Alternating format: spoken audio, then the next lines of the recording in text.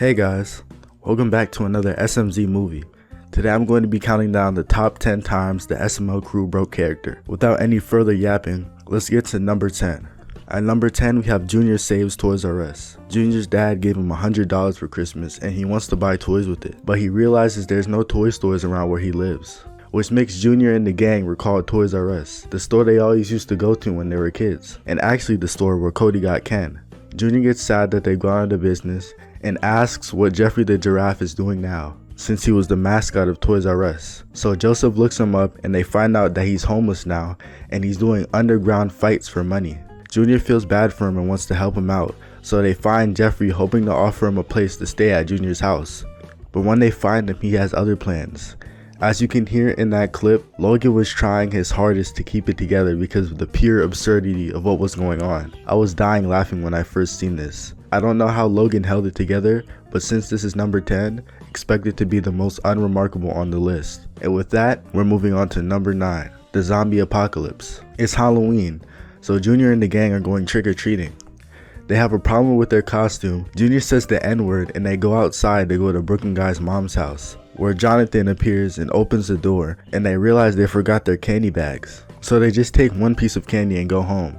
At home, the news comes on saying that all the candy in the world has rat poison in it and if you eat it you'll die. But while the news is playing, Joseph decided it would be a great idea to eat his airhead. So he dies and Junior and Cody bury him in the backyard. But after they do, Joseph comes back as a zombie and they have to kill him. After they kill him, the news comes back on and Brooklyn Guy explains that not only is the candy poison, but it also has nuclear waste in it. And after you die from the poison, the radiation is going to turn you into a zombie, which creates a zombie apocalypse. And everybody in the house eats candy or gets bitten and turned into a zombie, except Junior and Brooklyn Guy. They hide in the pantry from the zombies, but Brooklyn Guy spots a warhead in the pantry, and he can't resist eating it and making the most ridiculous face before he falls over dead, which makes Logan laugh and almost completely break character. This was a funny one, and also a great video overall in my opinion. Speaking of great videos, we have number 8. Marvin, Rose, and Jeffy are playing Jeffy Says, when Marvin's phone rings with Goodman on the other end, making sure Marvin has his house payment before he has to drive all the way over there. Unsurprisingly, Marvin says he doesn't have it, prompting Goodman to force Marvin to come over to his house. He arrives and knocks on the door, to which Chives answers and lets him in, saying Goodman is on the couch. But when Marvin goes to the couch, Goodman isn't there, but Mrs. Goodman is.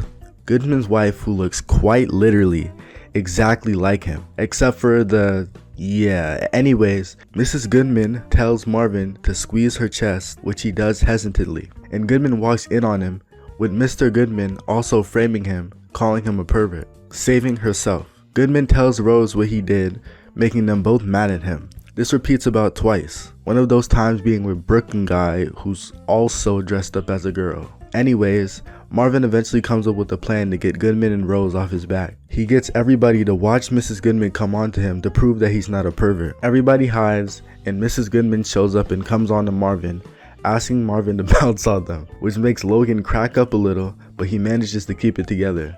This one isn't that bad, but the video was kind of insane. The next video is too though.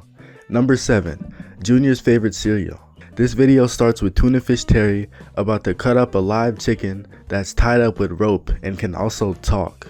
He goes to sharpen his knife so he can kill the chicken, and while he's gone, the chicken frees himself from the rope and escapes. He vows to find the chicken, speaking complete gibberish as he does. Meanwhile, Junior, Joseph, and Jeffy are eating Cocoa Puffs, but the door rings, and then they go answer it to see a southern chicken. A chicken with a southern accent, telling Junior and the gang that they have to hide him, only for Junior to say, "No way guys, it's the Cocoa Puffs bird," and they ask him to say his catchphrase. The southern bird is confused, but since he's so desperate for help, he plays along. He tries to say the catchphrase, failing a few times before eventually appeasing Junior, Joseph, and Jeffy. So they let him inside, and they screw around for a little bit before Tuna Fish Terry shows up at the door looking for the chicken he was trying to cook and eat, sounding completely ridiculous, which makes Logan crack up a little bit, but he manages to keep it together. I found this one in particular really funny because I didn't notice the break in character at first, and I was just laughing because of Terry. And when I noticed Logan was laughing too, I died. In this video, and this next video is just as good in my opinion. Number 6. Junior sues McDonald's. Junior and the gang all got McDonald's quarter pounders with cheese, and Junior wants to know why they're called quarter pounders. Cody tells Junior it's because the meat weighs 1/4 pound, and Junior argues there's no way that it does, saying that it doesn't make sense. So he decides to weigh it with a bathroom scale for people. Cody tells Junior that it wouldn't work because those scales are only made for people, but Junior doesn't understand and does it anyway. And he weighs it, and of course the scale doesn't move, which convinces Junior that the quarter pounder is false advertisement and he wants to sue McDonald's. He finds a lawyer, Brooklyn guy, and explains to him what he wants to sue them for, and the amount as well, which is $1 billion. Guy agrees, but said make it $2 billion instead because he charges $1 billion. Junior agrees and they leave. Meanwhile, Ronald McDonald is laying in bed with a doll when the news comes on alerting him that McDonald's is being sued, which makes him rage. He goes downstairs to ask Steve why, and Steve explains the reason why, which makes Ronald rage some more before going to court with Junior and Brooklyn guy. The judge hears the accusation and Junior shows evidence of the burger weighing nothing. But then Ronald brings out an actual scale that can be used to weigh food and weighs it in front of the judge, and it comes out to be over 1/4 pound. But then Junior comes in and says it weighs that much because it has the buns on it, so Ronald takes them off.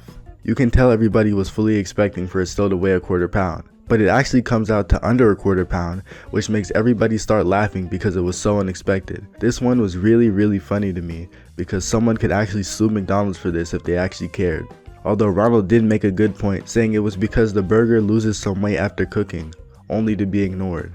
Coming up next is number 5, the Krabby Patty meal. Junior and the gang are watching the nastiest SpongeBob ever created. SpongeBob looks like a crack addict and the rest look all sloppy and disgusting. I was dying when I was watching this part. Anyways, a commercial comes on advertising the Wendy's SpongeBob Goober box, and they tell Chef Pee-Pee to go get one for them. Chef Pee-Pee gets them and it's literally just a normal Wendy's meal, which Junior does not like. So he proceeds to complain about it for 7 minutes straight before calling a lawyer, Brooklyn guy again, saying he wants to sue Wendy's. So Brooklyn guy goes to Wendy herself, telling her a kid in Florida wants to sue. And before she can even respond, Ronald McDonald butts in out of nowhere, explaining how he'd do the meal and what toy would come in the meal as well. Toys such as Mr. SpongeBob Square Box, which makes Elena laugh and she turns her head to try to hide it, but it's so obvious. This was a funny one. The way he was saying the names was actually really funny. If I was in Elena's position, I would have laughed way sooner. This was the second entry on this list where it was a live action character that laughed. So let's keep up with this trend with number 4, Junior Sports Drink. Junior, Joseph, and Cody are eating baked potatoes, but they realize Chef Pee-Pee didn't get them drinks. Junior goes to get a drink and brings back Prime. He says athletes drink it and tells Joseph and Cody it's good for them. Cody contests this and says he heard it wasn't. They argue for a while and Junior asks Cody what athletes drink if they don't drink Prime or Gatorade, and Cody says water, which prompts Junior to ask why athletes don't advertise water and why water has never sponsored anything big. So he gets the bright idea to re-release water as Water 2 with Alvin and Chipmunks on the bottle. So he takes the label off of the Prime bottle that he had and makes his own label with Alvin on the bottle. And now he just needs an athlete to sponsor it. So they get Caitlin Clark to sponsor it, because she's the only semi-famous athlete that they can reach. They call her agent and set up a sponsorship for $20, and she shows up at the door as Lance in a wig. Junior gives her the bottle and tells her to try it. Lance tries it and spits it out before saying yummy in the deepest voice possible, which makes Logan crack up a bit. But then she walks away, takes a sip again, and spits it out saying I like it, which makes them all break character and laugh in one of the funniest moments on this list so far. This one is one of my personal favorite entries, but this next one is one I think you're all going to like. Number 3, Jeffy goes to a Diddy party. Junior, Joseph, and Cody found out P. Diddy has been arrested, and Cody is disappointed in Puff because he likes his music. Meanwhile, P. Diddy is caught being accused of what he was accused of, plus 1,000 bottles of baby oil. He tries to bribe the judge, but he resists and sentences him to a life in prison, but gives P. Diddy 24 hours of freedom to get his affairs in order. Instead of saying goodbye to his family or something reasonable, he announces that he's throwing one last freak off and everybody is invited. Junior and the gang see this on the news and Cody gets excited, saying that this is their last chance to go to a Diddy party, which makes Junior and Joseph both ask, why would you want to go to a Diddy party? At the same time, and they cut each other off, and before one of them can say it again, Poobie, as Cody, says, I think you owe him a coke, which makes everyone laugh, and Lavelle even puts down Joseph for a second like they always do when they end a scene, letting you know he thought it was over because they screwed up. This one was funny, but so was the next one. Number 2. This episode actually came out about an hour ago at the time of recording this, but it was funny enough to put in this video. Anyways, Joseph tells Junior a new episode of Dr. Finkelshitz is airing. So Junior tells Cody to give him the remote, and Cody responds by asking Junior to say please. So they jump him and take the remote. Junior turns on the new episode, and Dr. Finkelshitz is trying to explain that 9/11 was planned by folding dollar bills and showing that it has the clues on it, saying that he can prove his claim if he had the president's book of secrets, which makes Junior and Joseph panic, and they tell Cody to go get a bill and fold it like he folded it to see if it was the same. And when they seen it was, Junior and Joseph were completely convinced, and now they want to steal the president's book so they can see it for themselves. Cody asks how they would go about that, and Joseph says he knows a guy, and that guy is Nicolas Cage. Since he did it already in National Treasures 2, he can help them at least steal the book. So Junior calls Nicolas Cage because apparently he knows him too. Nicolas Cage answers and they talk to him. They have a conversation, Junior calls him a slur, and then the call loops while Junior is talking, which makes all of them laugh, and Junior runs away with the phone so Logan can cut the scene early. This one was an unexpected entry, but when I watched it, I thought it was hilarious, so I had to put it here. And that brings us to our last entry. Before I say it, comment below Cody's mom is a pig if you made it this far. Number 1. Junior's stepmom. Junior and the gang are all screwing around on the couch and eating all of Cody's gumballs when a commercial comes on for hot, young, busty, slim thick, blonde hair, blue-eyed white girls who are waiting for them to call. Junior and Joseph, not Cody, are interested, so Junior calls, and a totally white, blonde-haired, blue-eyed white girl named Mary answers the phone, and they talk to her for a bit, with Joseph completely and utterly freaked out while Cody is on the complete opposite side of the spectrum. And they talk to her until Braxton walks in and asks why there was a $20 charge on his phone bill for an ongoing phone call. And Junior explains to Braxton that he's talking to a hot white girl. Braxton hears white and takes the phone and talks to her and comes back a bit later telling Junior that he's gonna marry Mary. Junior contests this, but Braxton clearly doesn't want to hear it and goes on a flight to pick her up from the Philippines. If you haven't caught on by now, she's not hot or white. Junior's mad about this, so he goes to tell Chef Pee Pee what Braxton's doing and tells him to stop Braxton from marrying her because if she can cook, it could mean him getting replaced. Chef Pee Pee is appalled by the idea of being replaced for some reason, even though he always wants to quit anyway, and goes to think of something to do to stop Braxton. And then Braxton calls Junior to meet his new stepmother Mary, or as Braxton's just figured out, Guadalupe, and her 16-year-old son Sanji, who is going to be Junior's new brother. Braxton leaves and Junior takes Sanji upstairs. Joseph asks how Guadalupe looks and Sanji responds saying she's mid, but she go crazy on it, which makes Cody say, "That's a pretty weird thing to say about your mom, bud." And the rest of this conversation is just insanity. Watch this clip.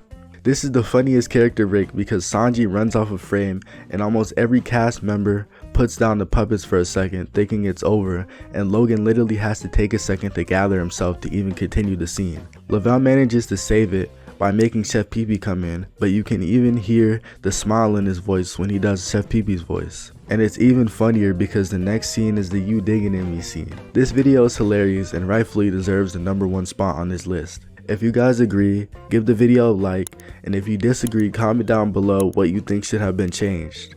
Anyways, thank you guys for watching. Be easy.